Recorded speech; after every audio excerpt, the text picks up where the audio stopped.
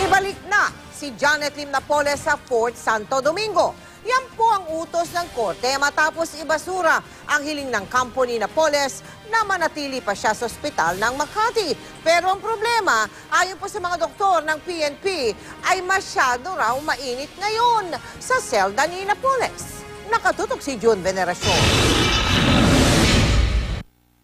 The hearing was concluded this morning and the court has just issued an order denying the extension of the hospital confinement or the stay of accused Napoles in hospital na Makati. Dahil sa kakulangan ng basihan o lack of merit, ibinasura ng Makati Regional Trial Court Branch 150 Judge Elmo Alameda ang motion for extended confinement ng sinasabing utak sa 10 billion peso PDAP scam na si Janet Lim Napoles sa ospital ng Makati.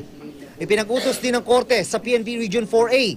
Ibalik si Napoles sa kanyang kulungan sa Fort Santo Domingo sa Santa Rosa, Laguna. The order is very instructive and it's very clear that the authorities concerned are directed to implement the order on or before and not later than May 23, 2014.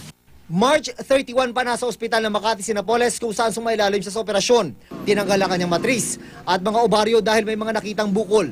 Magdadalawang buwan na nasa ospital ng Makati si Mrs. Napoles. Kaya sabi ng korte, sapat na panahon na yon. Wala na raw anumang medical reason na pwedeng gamitin para hindi siya maibalik sa kanyang kulungan.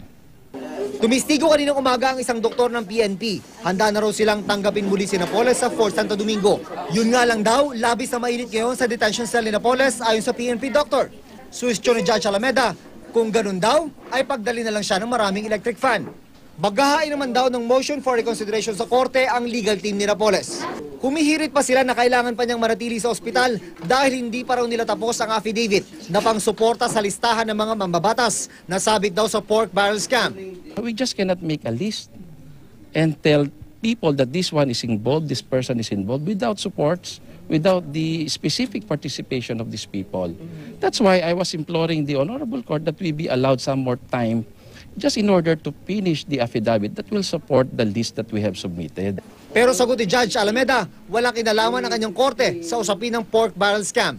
Ang dinidiring na kaso ng Makati RTC Branch 150 ay ang serious illegal detention na isinampa ng whistleblower na si Ben Hurluy. June Veneracion, Nakatutok, 24 Oras.